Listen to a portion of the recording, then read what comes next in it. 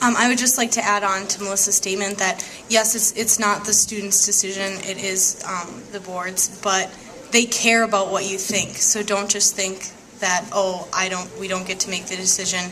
They want to know what you think. That's why they're going around to all these clubs. The most important thing is the student connection, and if they see that everyone wants a smoke-free campus, or at least majority, that will happen. Thank you to all of you. Kind of changing gears a little bit here. One audience member writes, how would you address the current housing situation on campus to the college administration? Okay, we'll start out with hold your applause, please. We'll start out with 1 minute to Vice President Cornier. Okay, so it is a huge issue. That is something that is very clear to this campus, that housing will, and right now it will always be an issue, because more and more students are finding this a great place to actually live, let alone go to classes. Everything's conveniently located in 3 buildings, so why not actually live on campus and have our resources? One of the issues that keeps coming up year to year is how the housing lottery actually works. Who has priority and what rooms are actually given out in the beginning? What are the actual steps you have to go through? And a lot of students weren't even aware of how the process even worked. They weren't given adequate time to find off-campus housing for those of you who did not get into the housing lottery this year. That's not okay by me, because I hear from students every single day of Boulder Ridge is full, Campus Park is full, Summit Ridge is for graduate students and for faculty. So what are we going to do together? This isn't, well, we'll work with you for Res Life for right now, and then from there you're on your own. We have to work together to communicate effectively and plan ahead of time. Right now, a lot of you guys are out of luck, but that for me is not okay. We need to work together and come up with a solution, and fixing the housing lottery will be that solution. Vice President Marvin, you have 1 minute. Part of the housing lottery is to maintain communication not only with Res Life and Betsy Meepkins, but also with the students. So knowing the steps that they have to take, knowing the process that it is, knowing the nights that the housing lottery is on. Also, again, kind of restructuring that lottery to see who is priority, who doesn't, how the system works. One thing is it has to be fair to all students, which I know that it's currently not. Another thing is that we realize that on campus cannot provide housing for every single student at this campus, but I think it is also part of Res Life's job to identify that off-campus is possible and to help people with those off-campus needs, and to suggest places like Campus Park, Boulder Ridge to already set up tourings of it, and just to help the students that didn't get on-campus housing. Senator Torres, you have 1 minute. There really isn't an easy solution to this housing issue, but I think we are taking advantage of the space that we have. I live in Summers, and there are people living in lounges. There are people living in the penthouse of Summers, too. And a lot of it comes down to is how comfortable you feel with your fellow students. Yes, you may not have a lounge to use, but I feel like it'd be more important that you increase your community and that you be hospitable to whoever shares the same school with you. Finding housing off campus after you are beyond a sophomore and you aren't guaranteed housing, I think that the school should work with Res Life, and that there should be some type of communication to help students find off-campus housing, rather than it just being a whole, oh boy, this is a mad rush, what do I do? Ladies and gentlemen in the back there, could we keep it down just a little bit? We're having a mic problem as it is, so if you guys could keep it down so we could hear all the candidates, I would greatly appreciate it. The next, same question to Senator Alwyn. You have 1 minute.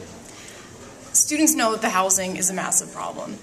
The institution knows the housing is a huge problem. Student Senate knows the housing is a really big problem. That being said, I think it's important and crucial for all of us not only to voice our concerns to our representatives in the school and to the institution itself, it's important to create viable solutions with those concerns.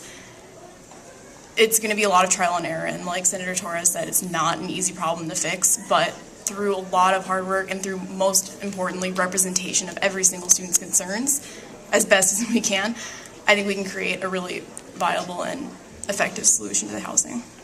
Senator Meany, you have 1 minute. I'd just like to start by saying it's obvious that we don't have an answer. If we had an answer, it would be in motion right now. As it is, the school doesn't have the funds right now to just put up more apartments, and we can't look at that as an option for at least this next year. I have personal experience with this. I was in the housing lottery this last week or two ago. I don't remember the day. And my group wasn't chosen to live on campus. We did actually sign a lease yesterday. So it's scary to get out there, but with the help of people who have already done it, it's possible. I'd also like to just add that I don't think the housing lottery is fair right now. I don't understand why seniors have priority over juniors to live on campus. To me, it seems like they have more experience in the world, and it might be easier for them to go out and get a place. Alrighty, again, ladies and gentlemen, if we could just keep the noise down to a minimum so we can hear every candidate, that would be great. Our last question from the audience that we're going to do tonight, we're going to do 1 minute with no 30-second responses. What will you do to fix the parking problem here at St. Scholastica? 1 minute to Vice President Cornier. Congratulations for realizing once you got here you were in trouble. The problem here on campus is that we give out too many parking permits and we don't have enough spots. It's also about the timing here at school.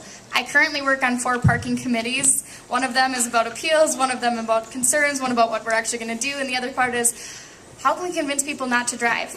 That's a problem. Every one of us needs the opportunity to either do jobs off campus because we live off campus because of our wonderful housing crisis.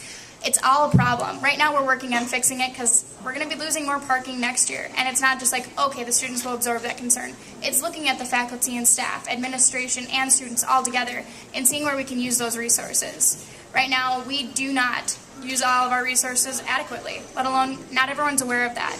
As a freshman, how many of them actually use their DTA passes? And it's not just freshmen. It's all of us that live at Campus Park, at Boulder Ridge, or downtown, using our resources, becoming better leaders, and actually communicating to the faculty, staff, institution, and Senate, let alone through our student body, that everything matters. 1 minute to Vice President Marvin. So on the contrary to 4 parking committees, I serve on an unparking committee, which is to research all the alternative options of parking and that exact matter. So discussions have ranged anything from meetings with admissions to Mike Turner, and just reviewing things that we've done in the past and seeing the flaws in them and trying to turn them into something good. In the past, they've done a student housing discount if you didn't bring a car on campus. Awesome. I wouldn't bring a car on campus if I would have a housing discount. Just different things like that. There's been research about having an off-campus site and having a shuttling service to that. Some options are at the deck or at the mall over yonder. And it's just reviewing all of your options and really just taking into concern students' concerns and getting it addressed and getting parking issues solved. I think that we need to get creative about overflow parking as well. I know that they had overflow parking in front of science. I think that was just a first step. There may be other places that we can look, and I think that part of it is, as a student senator, we should go and communicate with students and ask them what they think that we could put more parking. Go to people and see if they have answers that we don't have.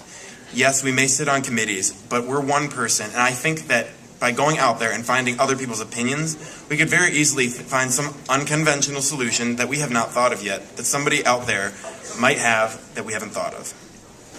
1 minute to Senator Alwyn. This is a really good question to whoever asked it. I think there are many proposed solutions that haven't really been tried or put into place or been really thought of in a very serious matter yet. Like Senator Torres said, it's very, very, very important to get students' input, anybody that drives to campus, why they need to drive to campus, if they can maybe not drive to campus, maybe the qualifications for getting a parking permit in the first place.